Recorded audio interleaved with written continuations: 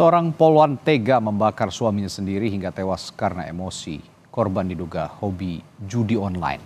Sang poluan disebut-sebut mengalami baby blues pada saat kejadian. Seberapa besar faktor psikologis mempengaruhi seorang tega melakukan perbuatan kriminal? Dan benarkah baby blues atau gangguan suasana hati atau gangguan psikologis yang dapat dialami pasca melahirkan bisa membuat emosi?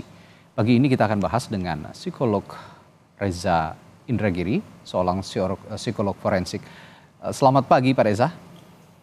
Selamat pagi, Assalamualaikum. Waalaikumsalam warahmatullahi.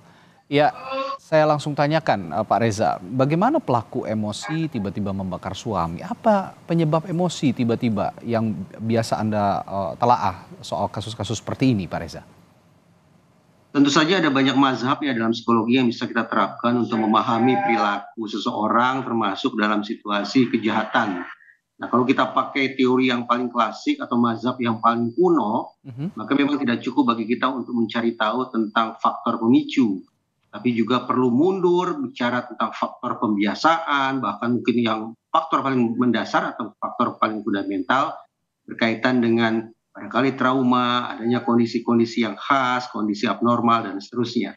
Nah, kembali ke tim pemeriksa, apakah mereka akan menggunakan mazhab yang klasik semacam ini, atau cukup bicara tentang mazhab lainnya, misalnya bicara tentang bagaimana interaksi antara faktor individu dengan faktor lingkungan pada momen-momen menjelang kejadian akhirnya berujung pada perilaku kekerasan. Ada banyak mazhab yang bisa dipakai. Oke. Ya, tapi ini kita agak mengerucut begitu kepada kasus ini ketika diduga sang pelaku ini menderita atau mengidap baby blues. Sebenarnya kita belum dudukan dulu ya, baby blues itu apa sih sebenarnya Pak Reza? Mungkin banyak masyarakat ataupun pemirsa Kompas TV yang belum begitu paham apa itu baby blues. Baby blues syndrome atau sindroma baby blues itu istilah yang acap digunakan bagi para perempuan yang belum lama menjalani persalinan. Asumsi bahwa proses kehamilan dan persalinan menciptakan tanda petik guncangan hormonal yang sifatnya signifikan, maka kemungkinan terjadinya tanda petik kekacauan berpikir, kekacauan berperasaan itu menjadi hal yang tidak bisa dikesampingkan. Jika seorang perempuan dianggap sedang mengalami baby blues syndrome, maka memang sekali lagi kemungkinan perilakunya menjadi tidak koheren dengan berpikirnya, menjadi tidak koheren dengan berperasaannya, menjadi tidak sama dengan perilaku-perilaku pada waktu-waktu sebelumnya. Tapi persoalannya adalah di kalangan ilmuwan sendiri, keberadaan baby blues syndrome itu masih sifatnya kontroversial. Ada sebagian ilmuwan yang meyakini keberadaan baby blues syndrome, tapi ada pihak lain atau ilmuwan lain yang menganggap bahwa baby blues syndrome tak lebih tak kurang hanya sebuah istilah yang didramatisasi saja terhadap kondisi seorang perempuan yang sekali lagi baru saja menjalani persalinan. Kita ingin menganut sekali lagi pandangan yang mana? Kembali ke tim pemeriksa yang akan memberikan perspektif keilmuannya kepada penyidik.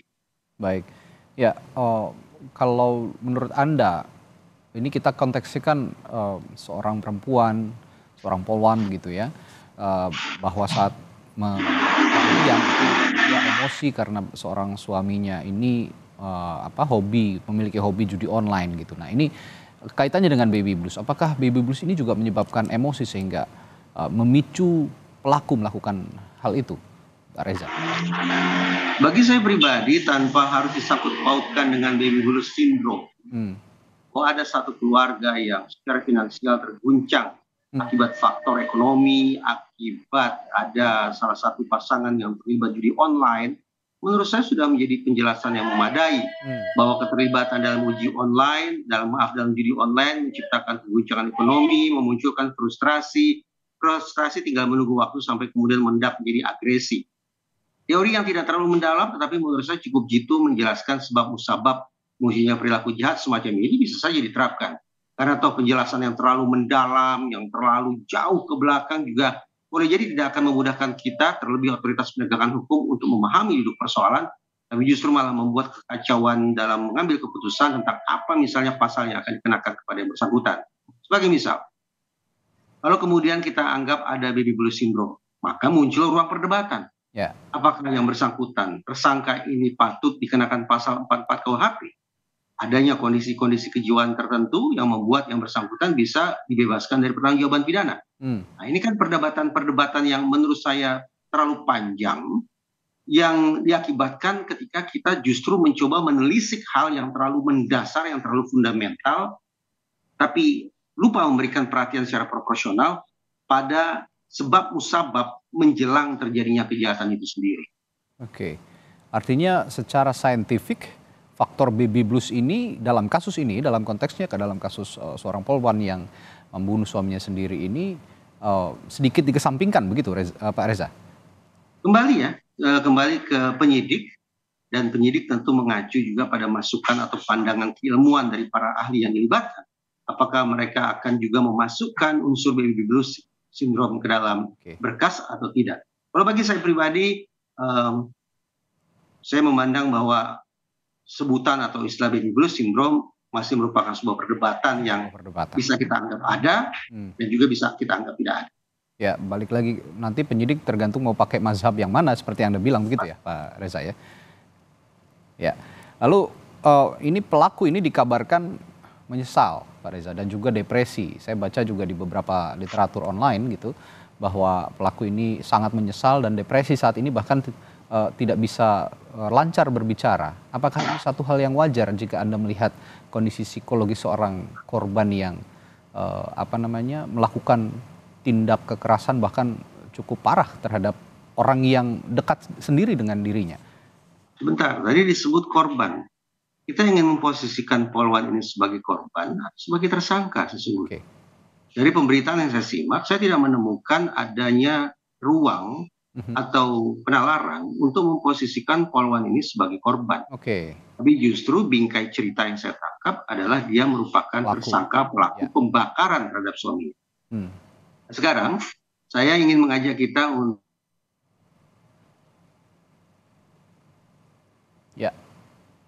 Pak Reza? Ya, sepertinya kami mendapatkan gangguan komunikasi dengan Pak Reza Indragiri. Kami akan coba kembali sambungkan sambungan komunikasi dengan psikolog forensik Reza Indragiri. Tapi tadi sejauh yang saya perbincangkan dengan Pak Reza, ada faktor baby blues memang yang diduga menjadi penyebab, salah satu penyebab ya, nekatnya seorang pelaku agak menjauh dari baby blues syndrome dan jenisnya. Sudah kembali bersama kami, Pak Reza. Mohon maaf tadi sempat terputus komunikasinya. Mohon maaf, bisa diulang kembali penjelasan Anda? Ya, Pak Reza. Baik, tadi saya menanyakan ke Pak Reza apakah baby blues ini bisa jadi dikesampingkan begitu teorinya karena masih jadi perdebatan. Tapi yang saya tanyakan juga bahwa pelaku ini dikabarkan menyesal dan depresi. Nah, apakah ini satu hal yang wajar ketika pelaku melakukan tindak kriminal kepada korban yang merupakan suaminya sendiri, dan tindakan kriminal yang dilakukan ini faktornya banyak, salah satunya baby blues dan juga faktor ekonomi. Mana faktor yang lebih menguat begitu dari modus pelaku melakukan ini? Masih akan kami tanyakan juga ke Pak Reza Indragiri sambil menunggu sambungan komunikasinya pulih. Pak Reza belum bisa bergabung kembali ya, Pak Reza? Ya, kami masih mencoba untuk menghubungi kembali Pak Reza Indragiri, bahwa kami review juga dari penyidikan yang dilakukan pihak kepolisian ini, ada beberapa analisa yang mencuat begitu terkait motif dan latar belakang aksi yang dilakukan pelaku ini. Kasus yang melibatkan Bribtu RD ini sebagai korban diduga memang akibat baby blues, tapi ada faktor lain sepertinya yang bisa lebih menguat, yang bisa dianalisis lebih dalam. Ya, Pak Reza sudah tersambung kembali? Ya, lanjut. Ya, saya tadi terpotong karena komunikasinya agak kurang baik. Bisa dijelaskan kembali, Pak, seorang pelaku yang dikabarkan menyesal. Contoh bagaimana kita mencoba menerapkan psikologi forensik secara lebih spesifik ya. Kalau kemudian kita pakai anggaplah teori baby blues syndrome segala macam yang menjadi terlalu umum. Mari kita berfokus pada setting forensiknya, setting penegakan hukumnya, setting pembuktian perilaku jahatnya. Begini, yang menjadi pokok pertanyaan yang jauh lebih penting daripada terkait baby blues syndrome adalah bagaimana penyidik bisa menakar kadar niat pada diri tersangka. Karena ini yang akan memandu penyidik ketika nantinya akan menentukan pasal mana yang akan dikenakan kepada tersangka. Nah, ketika kita bicara niat dalam khazanah psikologi forensik, ini bukan persoalan hitam atau putih. Ada atau tidak ada, bukan. Tetapi niatan jahat di dalam sudut pandang psikologi forensik bisa kita pilah menjadi 4 level, 4 tingkat. Mulai dari yang fully intentional, yaitu sepenuhnya berdasarkan niat. Misalnya, sang polwan membeli bensin, membawa borgol suaminya, lalu menyiram bensin ke tubuh suaminya, dengan niatan agar sang suami mengalami cedera parah, bahkan meninggal dunia. Kalau alur perilakunya sedemikian rupa, maka pantas dianggap bahwa polwan ini, tersangka ini fully intentional. Ini adalah niatan level tertinggi, niatan yang bundar sempurna. Tapi sekarang kita bayangkan ilustrasi yang sedikit berbeda, tapi implikasinya juga akan nyata. Yaitu, sang istri membeli bensin, dia membawa borgol, dia memborgol suaminya, dia menyiram bensin ke tubuh suaminya, dia menyalakan api, namun dia sesungguhnya menyulut api hanya untuk mengancam atau menakut-nakuti atau mengintimidasi suaminya. Tidak ada niatan dia untuk menghabisi sang suami. Namun tanpa disadari oleh si polwan ini, api menyulut tubuh suaminya sampai kemudian suaminya meninggal dunia. Alur perilakunya hampir semuanya sama, yang berbeda hanya pada niatan. Nah, kalau niatannya tidak sempurna semacam ini, maka kita bisa turun. Entah itu menjadi recklessness, entah itu menjadi negligence. Nah, tadi saya katakan, ketika kita melakukan penakaran terhadap niat semacam ini akan jauh lebih aplikatif dan bermanfaat bagi penyidik untuk menentukan pasal mana gerangan yang akan dikenakan kepada tersangka. Ini selama ini memang sejauh ini yang saya simak, yang kita simak bersama, pasal yang dikenakan adalah pasal KDRT. Apakah cocok menurut Bapak sejauh ini? Cocok atau tidaknya, sekali lagi sangat tergantung seberapa jauh penyidik berhasil membongkar bobot atau kadar niat pada diri tersangka.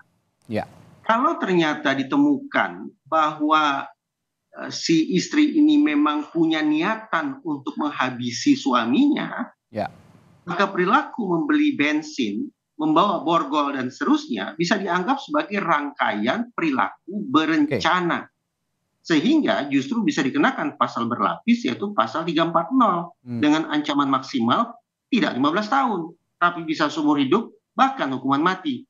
Kembali, kita perlu membantu otoritas penegakan hukum dengan perspektif yang lebih aplikatif, agar nantinya bisa mengena ke pasal yang sesungguhnya pas untuk menjerat pidana sang tersangka. Ini yang harus ditelaah lebih jauh juga. Kalau memang intensi tadi intensinya sudah sejak awal berniat untuk menghabisi nyawa suaminya ini, ya memang pantas dikenai pasal berlapis. Tapi kalau memang ada unsur ketidaksengajaan, hanya maksudnya untuk mengancam saja, ini bisa ditelaah lagi apakah. Tapi juga tidak sederhana itu.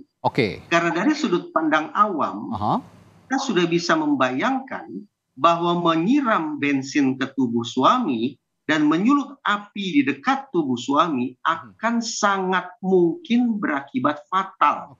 Sehingga walaupun tidak ada niatan untuk menghabisi sang suami, tetapi ternyata bobot keseriusan perbuatan si tersangka pun ternyata tidak seringan yang kita bayangkan. Itu sebabnya ternyata tidak hitam atau putih lagi ini. Tapi ada 4 level paling tidak ketika kita bicara tentang niat jahat manusia.